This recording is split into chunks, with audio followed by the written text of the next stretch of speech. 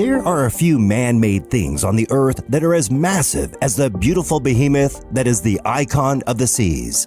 With a tonnage of 250,800 GT and a length of 1,198 feet, 365 meters, this giant vessel easily outclasses every other cruise ship that has ever cruised the seas and takes the spot of the largest cruise ship in the world. For reference, it's said to be 5 times larger than the Titanic itself. The sheer enormity of the icon of the seas allowed its constructors to create the largest water park on a ship ever, with 7 different pools and 6 water slides, and most impressively, whirlpools for the first time on a ship ever. Plus, if you'd like an adventure at sea with children, you'd also have a special neighborhood that's specifically made for children and parents in mind. Not to mention the fact that thanks to its extreme passenger capacity, made possible by the cabins and suites which are spanned across 20 decks, allows for an incredible capacity of around 10,000 people. You're probably assuming that something as colossal as the icon of the seas requires tremendous amounts of power, and you'd be right in your assumption. To properly accommodate all its occupants, all while granting the ship enough might to maintain its cruise speed of 22 knots, the icon of the seas has to produce an astounding 67,500 kilowatts of power, which is why one must ask themselves, how does a ship of this size get its power? Well, let's find out. We've already mentioned the gargantuan size of the icon. However, to fully appreciate how incredibly big it is, you'd have to compare it to the beacon of New York, the mighty Empire State Building. You'd be astonished to find out that the length of the icon, 365 meters, roughly equals the height of the Empire State, which sits at 381 meters. Which means that if we were to put the icon of the seas upright next to the Empire State, they'd both look virtually the same in terms of height. Furthermore, comparing the width will only further amplify how big the Royal Caribbean's flagship is, as its beam is almost 10 meters wider than the Empire State's north to south width, 57 meters, while its height, including the submerged part hull, roughly equals the east-west width, 129 meters, making the icon of the seas one of the largest moving objects ever created. Which leads us to the question, what kind of an engine could possibly move the icon? The icon of the seas is not powered by a singular power plant. Rather, it utilizes the power of 6 different state-of-the-art engines that are as the ship itself. The engines that power the largest ship in the world are made by Wärtsilä, one of the most well-known power source manufacturers in the marine world, and they've been supplying the Royal Caribbean for years now.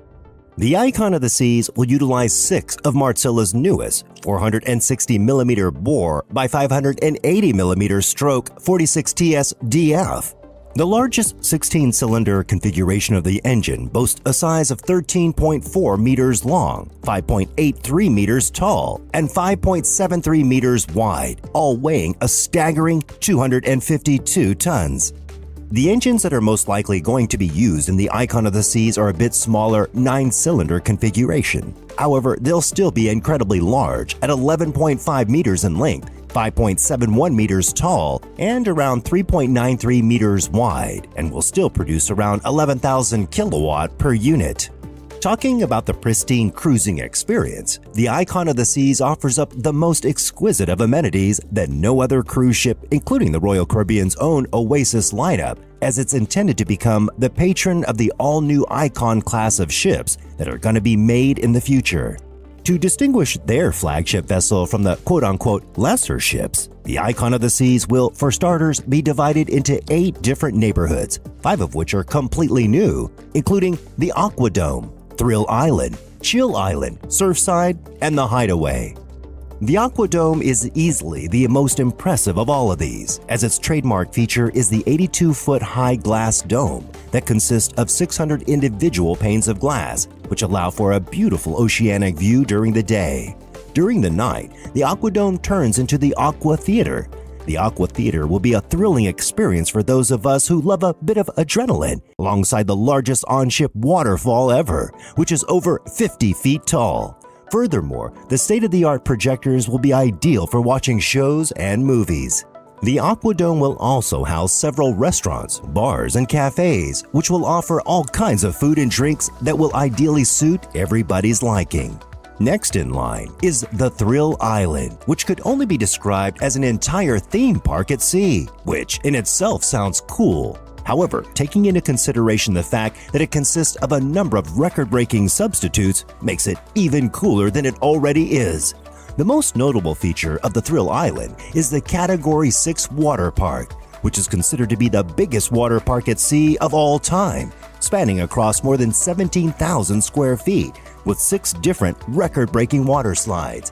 These include the raft-based Storm Surge and Hurricane Hunter slides, the Looping Storm Chaser slide, which allows for a racing contest between 2 people, and the very scary Frightening Bolt, which initially drops you 46 feet from the platform into the slide. So if you're acrophobic, then you should definitely skip this one.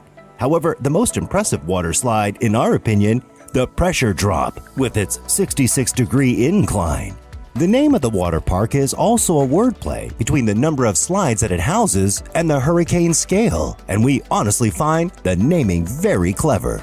Alongside the Category 6, the Thrill Island will allow you to experience the Flow Rider Wave Simulator, climb ropes, run through an obstacle course, or skywalk up to 154 feet above the ocean, which would be a sight to behold, wouldn't you agree?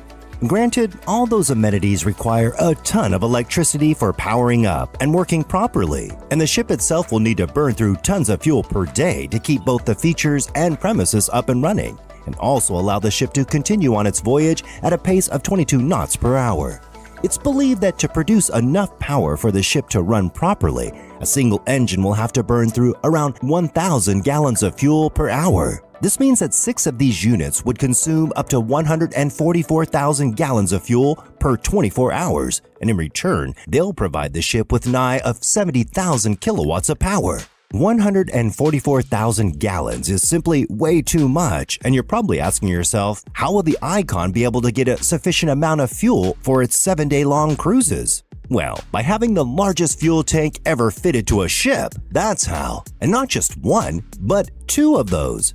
These new fuel tanks, each of which holds 307 tons of fuel, is 90 feet long and have been specifically designed for the extremely hard task of providing fuel to the very thirsty Icon of the Seas, and they'll prove to be more than capable of doing so. The ginormous size of the engine, alongside with the fact that it utilizes 2-stage turbocharging, allows it to have a record-breaking power density of up to 1,300 kilowatt per cylinder, which equals 11,700 kilowatt in total per engine while using heavy fuel oil.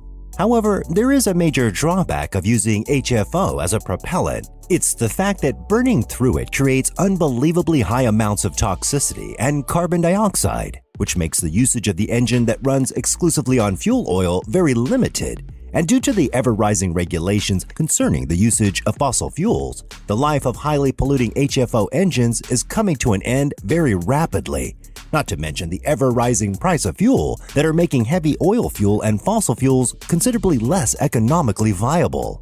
And that's exactly where the new 46TS DF engine steps in, as what makes these engines much more special over the previously used engines is the fact that it has a very advanced dual-fuel technology, which allows the engine to run on either both liquid and gas fuel, which will allow the Icon of the Seas to adapt to whatever fuel is currently available or more economically viable.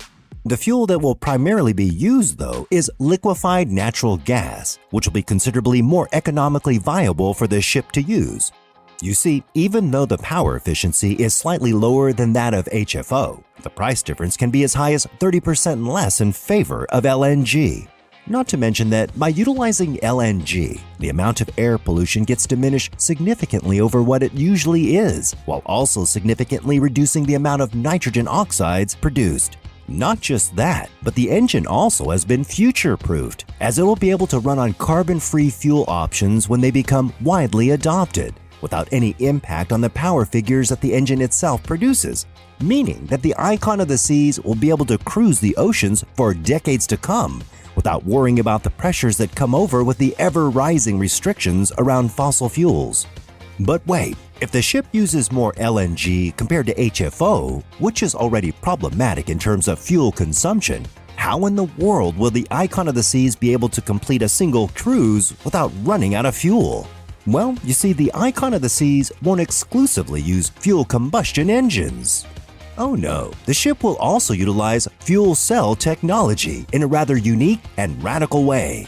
The fuel cell energy that gets produced won't interfere with the engines when it comes down to the propulsion of the boat. Rather, the energy created from fuel cells will be stored in the Icon's batteries and will serve as one of the Icon's main sources of producing electricity, while also being the main way of producing fresh water, as the Icon will produce over 90% of its fresh water on board. And also, by lowering the strain on the regular engines, we'll be lowering the fuel consumption significantly, allowing the ship to have even more range. Also, the ship will have waste heat recovery systems, which will significantly lower what little gas emissions remain, and also noticeably reduce the fuel consumption of the engines. The ship will also use a state-of-the-art air lubrication system of the underwater hull, which will send millions of microscopic bubbles alongside the vessel's hull, which will lower friction and resistance, further improving fuel economy. The Icon of the Seas will also be the first ship ever that has been outfitted with waste-to-power technology, specifically microwave-assisted pyrolysis and micro-autogasification, which will allow the ship to convert food scraps, cardboard paper, and other scrap material into additional energy. Plus, not only are these systems not toxic, they also produce biochar, a bioproduct that can be used as a soil nutrient. Plus, let's not forget that you won't be offshore for all those 7 days, and that during your coastal exploration and tours, the ship itself will be refueled, and it will be ready for its voyage once again. Oh, and while being refueled, the Icon of the Seas will also be recharged too.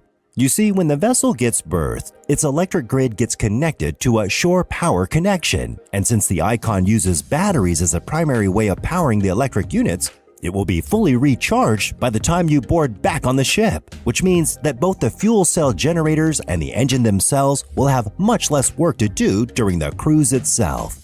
And finally, in the case of the electric supply system malfunctioning, there'll be no need to worry, and you won't be left in the dark, thanks to the fact that the ship has emergency generators that are located on the top deck, which have their own fuel reserves and are completely independent of the electric infrastructure itself. They can also be used for restarting the engines if some of them malfunction due to electrical failure. So overall, we're looking forward to seeing the all-new King of the Seas in the water, and we simply can't wait for its maiden voyage.